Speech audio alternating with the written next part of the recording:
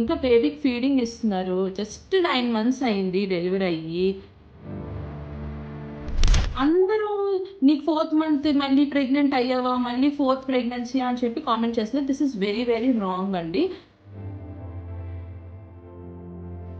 ఇప్పుడు కూడా డెలివరీ అయిన పోస్ట్ పార్టమ్ మదర్‌ని బాడీ షేమింగ్ చేయటము, లేకపోతే నీకు పొట్ట ఇట్లా వచ్చేస్తుంది అంటము, అట్లా అనటం అనేది చాలా రాంగ్.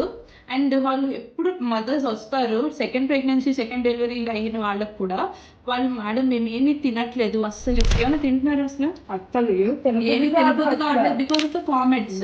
ఫీడింగ్ ఇస్తూ ఏమి తినట్లేదు. అదే వాళ్ళన్న డాక్టర్కి మన మైండ్ అదే ఉండిపోతుంది. పిల్లలు ఇది కాదు ఫుడ్ తినడం మానేసి పని చేసి హెయిర్ ఫాల్ ఇవన్నీ సో డెలివరీ తర్వాత యాక్చువల్గా చాలా సన్నగా ఉన్నారు, కానీ పొట్ట ఒకటే లూజ్ అయిపోయింది అనమాట. సో డెలివరీ తర్వాత ఇట్లా జరుగుతుంది, పొట్ట అనేది ముందుకు వస్తుంది. ఎందుకంటే స్ట్రెంత్ లేక 3 డెలివరీలు అయిన తర్వాత రెక్టస్ అని చెప్పేసి రెక్టస్ అబ్డామినస్ అని మజిల్ ఉంటుంది, రెక్టస్ షీత్ అని పొట్టలో ఉంటాయి అనమాట.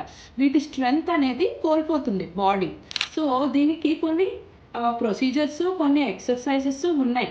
సో ఇట్లాంటివి చేయటం వల్ల she will gradually gain her shape. అవ్వకపోయినా కూడా mother is always a mother, అంతే తప్ప మనం ఎప్పుడు కూడా న్యూ బార్న్స్ ఉన్న మదర్స్ మీ పొట్ట ఏంటి అలా ఉంది అని చెప్పి ఎప్పుడు ఎవరిని కామెంట్ చేయకూడదు.